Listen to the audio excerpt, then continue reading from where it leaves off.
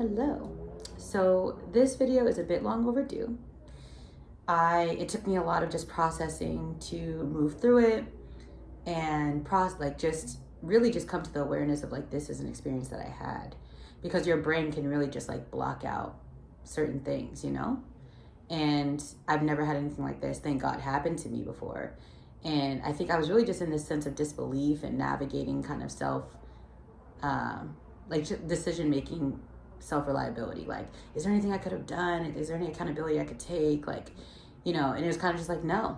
Like when the answer is no, it's hard, you know? Even when the answer is yes, it's like, just because you did something that you unknowingly did doesn't mean, you know, you deserve something bad to happen to you, you know? So it's like sometimes you just make a mistake, and that doesn't mean it should be rewarded by corporal punishment, especially when it's something, you know, very, very minor, like maybe walking down this specific road versus an alley, or stopping to talk to this one person when you could have ignored them. Like, you know, just certain things where it's like, you know, the argument can be made. But nonetheless, this was my experience. And in sharing this, I want to both share my experience as well as share things that I learned. So I was in Brazil from New Year's. I was in Rio from New Year's to the first week of January. And then I was in Salvador, my favorite city in Brazil that I've seen so far, from January to February for exactly a month. I believe it was from January 9th to February 9th. And then I came back to Rio for Carnival.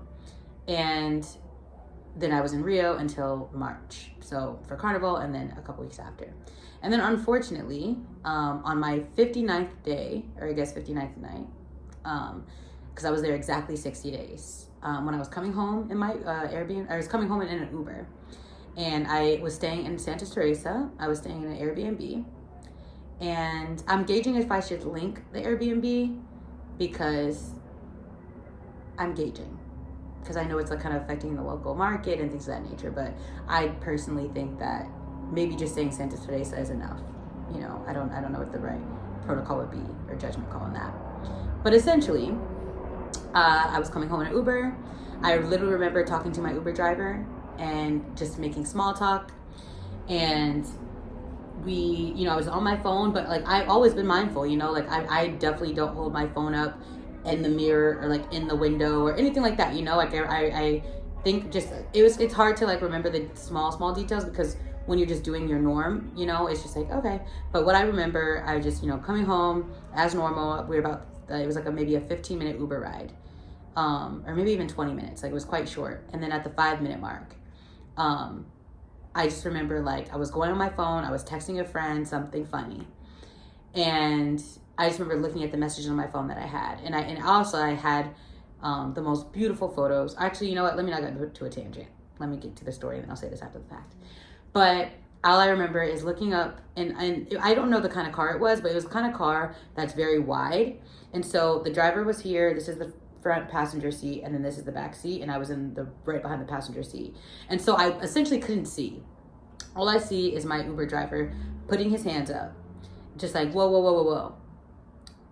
And I was just kind of like, well, hey, what's going on? Because we were talking, it was chill, and there was just nothing. And I just remember leaning over into like the middle part of the car seats, and all I see is like this, I want to say he had to be between 16 and 21-year-old, really like lanky black dude, black Brazilian dude, whatever, and in sandals, and like he had a gun cocked up.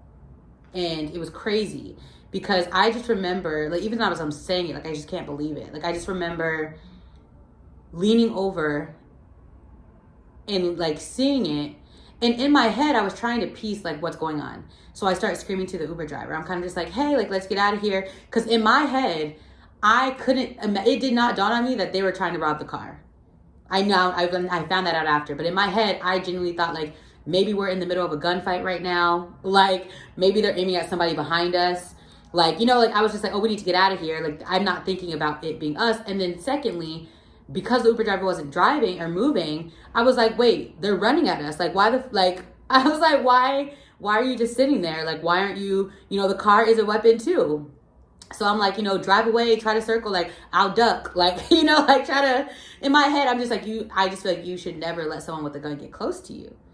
And because then you're at their will, right? Like you want to use as much space as you can, because the minute they're close to you, they have a higher range, they have a higher likelihood of actually hitting you if they shoot you. And you're just at their mercy at what they decide to do, versus like, you know, with distance, obviously they could shoot the car, they could do certain things, which I learned after the fact and I'll speak to, but at least you're whipping it and you're out of there, you know? But I will also say the gun was faced at my driver, and as angry as I was at him, I can equally say that, like, I can't imagine the fear that would have come from having someone have a gun cocked at you. Do you know what I mean? And like, so nonetheless, like, I guess I do understand, but it wasn't that yeah. So, as that was happening, I was like yelling, I was like, let's get out of here, whatever. So then, they're speaking in Portuguese and they're kind of yelling, and I'm not fully understanding because, again, I'm just like, there's no way this is the robbery. Like, it literally sounded like young boys yelling. Like, it just felt very immature. It felt like, I thought a robbery would be so much more violent than this, you know? And I hate that my reference point is Gotham, but this moment really feels like Gotham. But, like, thankfully not in Batman's parents' regard, but, like, truly, I was just like, this is so strange. Like, this is the robbery. But there came a point where I didn't realize it, but I had been ducking down. And I was literally like, as they were yelling, because I didn't understand, I was really scared that things were going to escalate and that they might shoot him. So I started to open the door. I didn't open it fully. I started to put my hand on the door. And I swear to you, something in my head just said to me, like, do not leave the car. Do not get out the car. Because as I thought about it, I'm like, what if they try to get me? Like, now I'm going to be on foot like them. And also just, I don't know my surroundings. Like, I just realized, like, I'm like, I might as well use, like, if I have to get out the car, I have to get out the car. But I didn't have enough of assessment of the situation because it had all happened so fast for me to realize what was going on. Because by the time I really realized, like, oh, they're robbing. Like, they were already at the window. But I didn't realize they hadn't seen me yet. And I'm like, had I known, I would have crouched down even lower. But eventually they saw me, and then they saw my bag and they took it. And at first I was trying to say, I don't have anything. And I thought I had put it underneath my white skirt, or I was both trying to kick it under the seat. I was trying to do a lot, but then I just got stuck. Like, my brain was just stuck. And so, I'm like focused on the situation. They end up, you know, they're taking stuff from my driver. I don't know what they're saying because they're speaking Portuguese. And then I can tell at the end they see me, and it was just like, oh, like, you're back here, you know? And in Brazil, like, because of, like, the racial disparity, I do think what happened is that they targeted my driver because, you know, in the Uber, they have the phone propped up. My driver was white presenting. And so I think it was that case. And when they saw me, they're just like, what? You know, like, I think it was that sentiment of them not expecting him to be, like, driving me and driving someone at all and then driving me. But again, I've also heard mixed reviews, and they're like, everyone gets robbed regardless. So it's kind of that, like, you just never know. I just, you know, because of my experiences and feeling quite shielded, being how I looked, I kind of came to the idea of, like, I think they were robbing him and they happened to see me in the car. Because they really didn't see me, and I can now affirm that because I didn't see them. It was dark out, and like I said, I was like, the car was big enough to where I literally couldn't even see them, if that makes sense, until they came, like, they stepped to the back seat to see me directly. And I hated it because when they were they never pointed the gun directly at me, but they like, aside from, like, the car, but, like, he just started yelling, and I kept saying, like, yeah, I don't have anything, and then he kind of scanned me, and there was a moment where I was like, I think I'm good, like, I think he can't see anything. And then he saw the color of my bag. I had, like, I'll insert the photo that I had, but I had a very colorful bag and I had a white skirt, so it was very easy to see. And I think I had just gotten so panicked, focusing on everything, like, up here, that I wasn't looking down near my feet to see what was being shown. And in the grand scheme of things, I was, you know, my attention was where it should have been, on them and the people with the gun and the situation, because that was also the thing. I'm like, if they're trying to kidnap us, I gotta go. Like, I'm not going. I can't go to that, you know. So, being, you know, in the middle of nowhere with people, no ma'am.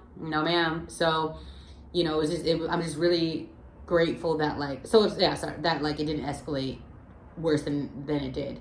But yeah, so they took my stuff, and, like, they pretty much checked my bag to, I guess, ensure my phone was in there, or ensure, because that's usually what they're looking for. They're looking for your phone. And if I would have, like, known, they stole more of my stuff because I just didn't know it was a robbery.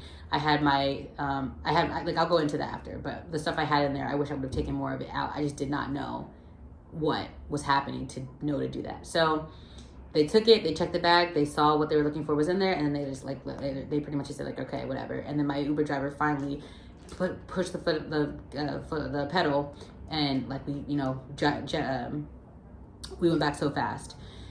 And then as a car was coming onto the road, my Uber driver told them, like, don't drive on this road, they're robbing people, like, get off the road. But what pissed me off is that he literally, like, put the piss pedal on the road, backed us up quickly, and then just was, like, paused there. And he's like, oh, well, they took my phone, I don't know where I'm at, I don't have navigation. I said, if you don't get us off this road, like, what, excuse me? Like, if you don't get us off this road, like, we're grateful to be alive, and you're talking about, I don't know where I'm going. Like, if you don't go to the main street and drive, like, so it just felt annoying because I just felt like my fate was in this person's hands that wouldn't have handled the situation as I would. Like, I feel like, I low-key feel like if it would have been me, we wouldn't have gotten robbed. Like, we might have got shot at in the car, though. And that's kind of what I've been going back and forth with, of like, you know, valuing, you know, like, you shouldn't risk your life for stuff. And I go back for that. And so anyway, we ended up going to, like, the nearest police station or whatever the case. I think we had asked somebody on the road where it was, and we just drove until we saw it. And then thankfully this nice bystander, or not bystander, but stranger that we met let us use his Wi-Fi to log into our accounts to, like, for me, it was like find my iPhone to log into it, to shut it down, to put it in lost mode so that it can't be detected or used. I didn't have any cards or anything in my bag, so there was nothing to cancel or anything like that, but I just had to make sure that they couldn't get into my wallet. And there was certain precautions that I took that helped this, in terms of, like, preparing my phone for everything. But yeah, so did that, lock my account, and I was just in shock. Like, I called the embassy. Unfortunately, they weren't as helpful as I would have thought because no one came. Like, they pretty much just said, like, oh, you need to go to the Department of Tourism police, and because there's like the local police, but they're like, no, you need to go specifically to the tourism police or the Department of Tourism's police station. So we went there, and I had found my own iPhone on, so I was kind of just like, I know where they're at. They're here, and they pretty much just had us fill out police reports, and they said like, oh, they're in the favela. And now I realize why they were so quick, because when they took my purse, they just ran away. And I now know it's like they were running into the favela so that we couldn't get the police to get to them first. And yeah, so when we got to the police station, I feel like my brain's like honestly going back, and I've like I won't say worked hard, but like I've just definitely not been recounting the experience on purpose to not like put myself back in that headspace. But I just remember being like, you know, why can't you go get them? And they're like, yeah, the favelas, like, you know, us being 2 police officers going on at this time of night, it was like that happened about 2:30 a.m., 2:15 a.m. They're like, it's just, you know, it's a suicide mission because they don't really have control over the favelas when it comes to like the police presence. Like, you need like a herd of police to go in, and they're like, they're not going to do all of that over a phone, essentially. So that sucked, because it just felt like, wow, like this is what it feels like to be in kind of a destabilized environment where like you can't get help when you need it. Because also I was asking for a police escort to drive us back to our apartment or to my Airbnb, because 1, they took my purse, which means they took my keys. I couldn't get in. And then 2, I didn't want to drive back home. I'm like, I can't go home. Like, I can't go home. Like, I got robbed going home. Like, I can't go home, you know? So, I was kind of in this daze and kind of in this panic, but like also in this processing mode. And I didn't have a breakdown like mentally or like, you know, crying and everything until literally like 2 p.m. in the afternoon, like where it just all hit me, you know, like I would just have little moments. I remember I had this braid hairstyle, and I had my, I put my beads in myself at the bead store. And I should say I created like, I bought these individually and like paired them up by the colors I liked and the combinations. And, but it made me sad because I remember later that day, I'm going to jog it back, but later that day, I was supposed to be going to, because this was actually my last day in Brazil. That's what's the craziest thing about it. I've been there for 2 months, and my last night in Brazil, this happens. And, but what helped with that is that I was already leaving my Airbnb, so it's not like I needed another set of keys. I just need to go home and pack. But this just meant that I wasn't going to be able to go to sleep anymore because I was up all night doing this. And basically I had a photo on my phone that was in the beaded design that I wanted. And, when I realized I didn't have my phone anymore, I didn't have a reference point for the beads that I wanted, and so it was just like a reminder of what had happened. But I will say this: I am so grateful that, you know, my, like, aside from just knowing, you know, any ulterior things that happened with regarding my Uber driver, because I know some people are like, Uber drivers set you up. Like, I don't know the details of that in and out. I don't, but I can say that I appreciate that my Uber driver stayed with me the entire next day. He was pretty much like, I will not work Uber. I'll take you wherever you need. I know how hard it is to navigate the city without a phone. And I don't want, you know, I want your last day in Brazil to like be as best as it can with this in mind. So he tried to take me to like Christ the Redeemer. He took me to the place where I could both put my luggage after I moved out of my Airbnb into the hotel suite, as well as it was right down the street from the bead store that I wanted to be able to take these home, which I'm so grateful for. Like, these, I've gotten so many compliments. I love them. And to be honest, when I was processing the situation later that afternoon, a little bit after like I had my cry breakdown, this became so cathartic. Like, this kind of reminded me of, like, you know, when, like, with the movies, and it's like, you know, draw a picture of where they touched you, you know, like, I really do see how operating the opposite, the other side of your brain, can help with processing a traumatic experience, because I did find it to be quite helpful and just cathartic, because I got lost in there for hours. Like, I really just needed to focus on the colors. Like, focusing on the colors helped me, like, whenever my mind would go rampant, it just kept redoing the robbery over and over and over and over and over again. And it literally just, it was just all these kind of like what ifs. Like, what if he would have turned around? What if I got shot? What if they killed us? Like, what if they kidnapped us? Like, what if I took my phone out and I hid it, and then they you know, did something because I did that? You know, like, it's like hard to know all the other alternatives of what could have happened in that scenario. And it sucked because, you know, it might seem like a first world thing, or like, you know, like a minor issue, but I had taken the most, I'll insert some photos, I had taken the most beautiful photos that day. And it sucked because thankfully I was with someone, so I was able to get our joint photos together.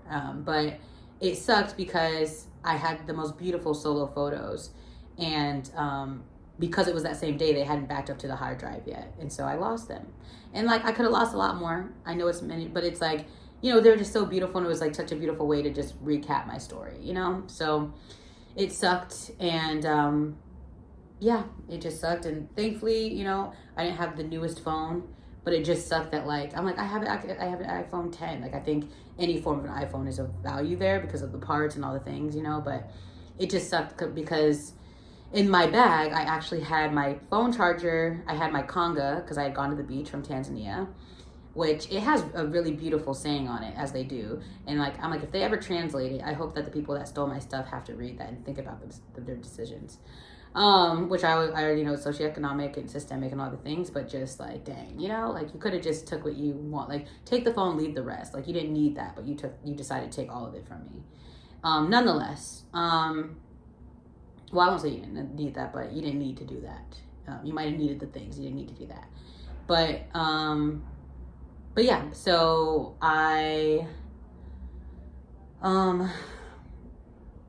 what am I thinking? So yeah, I had my portable charger, I had my conga, I had my USB for the portable charger to charge my phone. And then I had my headphones, and I had my coconut water that I had just gotten because this is going to be my last coconut water from Brazil, which was so good. I got one of those big jugs too, and I almost didn't bring it. That's what was so crazy, because at the beach I was like, oh, do I need to drink it? I'm not that thirsty. I don't know. And then I think that was it. Oh, and then I had my purse from Salvador. And thankfully I had used the cash because it was my last day, going into my last day. Because I had a night flight that following day. And so I made sure to just use the last of my cash. So I only had 50 cents of Brazilian reais in there, but the wallet itself was beautiful. And yeah, it was just absolutely beautiful. And what am I thinking?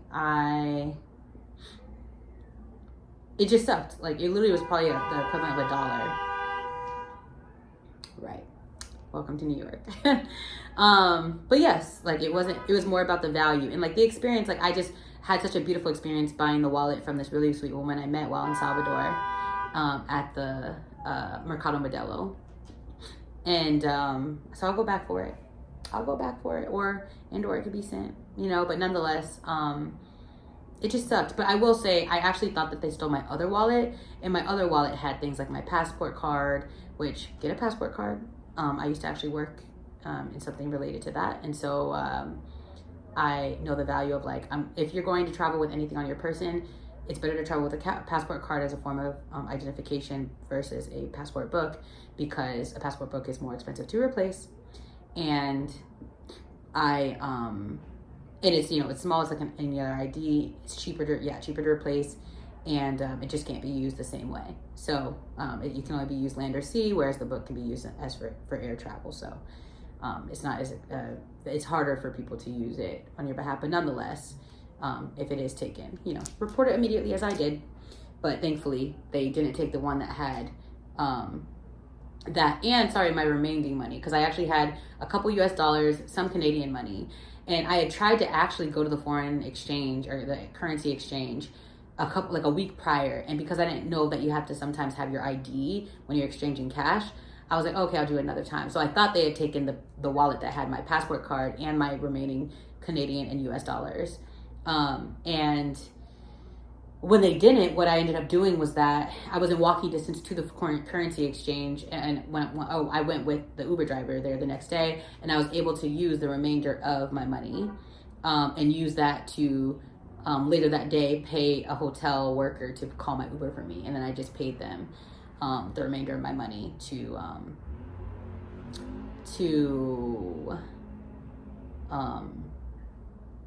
just be able to get home. And so it worked out in that regard. Like, it's funny how like little things and synchronicities work out in the end.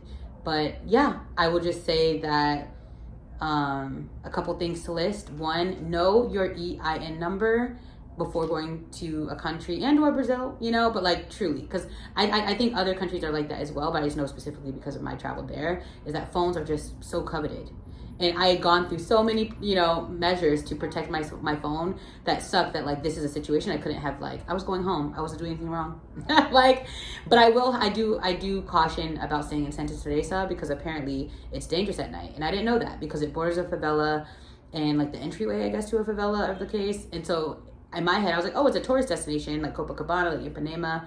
But they're like, no, Santa Teresa is known for having, being dangerous at night. And so I wouldn't recommend staying there personally. And yes, I would say know your EIN number. Your EIN number is the number of your a device, your electronic device. And in the event that it gets stolen, you can let the local police know, and they can get it shut down.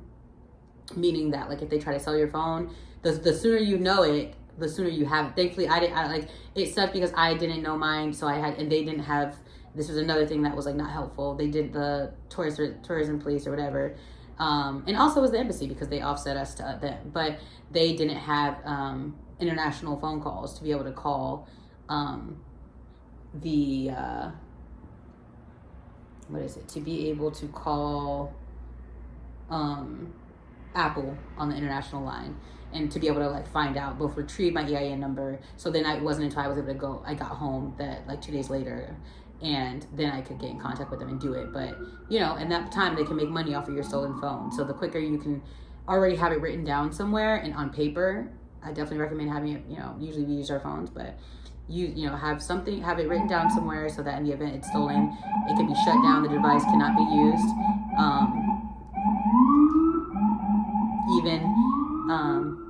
Prayers for them. Hopefully it's important. But yes, what am I thinking? Sorry, my brain is kind of blanking. But yes, it can't be used even if there's an additional SIM card, or someone steals it, takes out your SIM card and puts theirs in. So that's helpful. And what else? Oh, and the Lost My iPhone iCloud has a feature where you can write messages onto your phone. So for me, at first I was like, hi, I have a flight tonight, like I really need my phone, like if you have any information, call this number, which was the Uber driver's number, because he knew where I was going to be staying. He knew I was at the hotel, so I was like, if anything changes, whatever the case. And then additionally, I also was putting on there after I left, like, hi, this phone was stolen at gunpoint for no reason, so if you find it, please give it to Department of Tourism, because I was just like, listen, like, shoot, whoever has my phone, you are a part of the problem. Like, you're gonna know that this is a stolen device, and it is a way for you to communicate. And for me, I was able to communicate safely. Like, you can't. What sucked about the entire situation is that you can't say no. You can't say no without risking your life. You can't say someone's has a gun to your face or asking for your stuff, and you can't say I don't want to give it to you. You can't say these are my coveted belongings without them just shooting you and them taking it anyway, right? Or like them fighting you for it, or it's just something that could just be more physical, more violent. And at the same time, it's really disempowering to feel like someone can just disarm you and like take your power away from yourself and something that's yours, and take something that's yours. And I was trying to really lean into that Buddhist belief of like have detached from belongings, like they're just things. But I love my photos. I love my phone, and I am grateful. I was lucky for at least it to be the end of my trip, so I already had all my footage. It was already all backed up, and it wasn't the beginning of my trip, which would have been it sucked. And I also will say I had my second phone, but because it was my last night and I wasn't going anywhere, crowded, I didn't have the need for it. I went to the beach with one person. I went out to dinner, and I had stopped at home in between like my shopping prior in the day. And so I was like, I don't really have much on my person. I'm like taking an Uber. I'm not going anything crazy. So it just sucked. In all, it just sucked that I decided to do that. And the timing is bad timing. And it sucks that it's so normalized and happens to so many people there as well. Like, it just, it's desperation. It sucks, but I've heard people getting shot over it. And I think that's what was so traumatic. Like, I heard about that terrible situation with the beautiful 29-year-old lady in the Caribbean that ended up getting shot with the man that she met somewhere. And like, I'm 29. I was just like, oh my God, like that could have been me, So I'm just really grateful to be alive, to be unharmed. And, I'm still processing. It's one of those things that kind of messes with your sense of security in the world.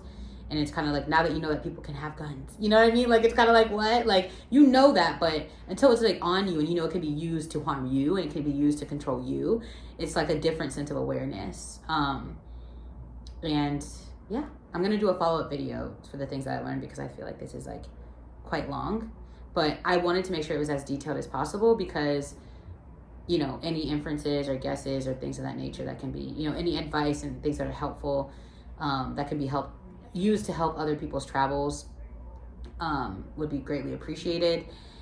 And I also think that I want to say that, like, from what I've heard, bad things happen everywhere. Like, I've tried my best to like not associate it specifically. Like, it's hard to not associate it at this moment with Rio, but I think it's like when people ask me about my trip, because it was the last thing, it kind of sucks that it's kind of hard for me to talk about the good things, because that kind of like ruined my outlook to a degree. Not in all, but just my brain, it's just like it only sees that. So, but prior to that time, I had a beautiful time. I love Salvador. I love the food. I love the samba. I had fun during Carnival. I was so grateful to take the dance classes in Salvador, and the people that I met in Rio and Salvador, and the people I met in Sao Paulo. Like, I loved learning Portuguese, and I loved riding motos. Like, I'm going to share my TikTok link beneath this, but I learned so much. Like, I had so much, like, I genuinely was like, I want to come here more. I want to come again. I want to bring people here. Like, it's such a beautiful culture. And like, I would be doing travelers a disservice by not sharing my experience, because people need to know that there is a risk to safety and that there's not a lot of local police support. That's the most important thing that I need to get across, where I'm just like, be careful though. Like, make the most safe decisions you can, because things can go left very easily. And I know people say that, but I think as a solo traveler, I'm saying it. They are, like people who don't really travel, when they say it, it's kind of like, okay, the world is scary, But now it's like, no, things can really, really go left for no reason other than just you're in the wrong car, you're in a car on the wrong road at the wrong time of day, So, yeah. I'm wishing safety to everyone watching this, anyone preparing to go to Brazil. Honestly, there's many people that didn't have this experience. Sometimes it's the luck of the draw. So I'm praying that's y'all. And in the event that it's not, I hope this video helps, and I'm going to do a follow-up video.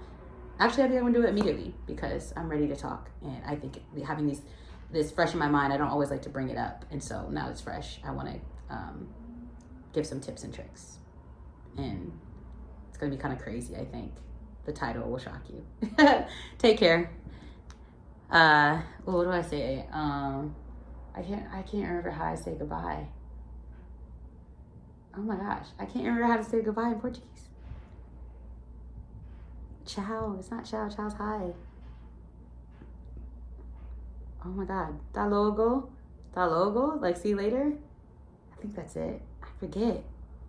Now my brain's back in Spanish. Hasta luego. Ciao. I don't know. Take care.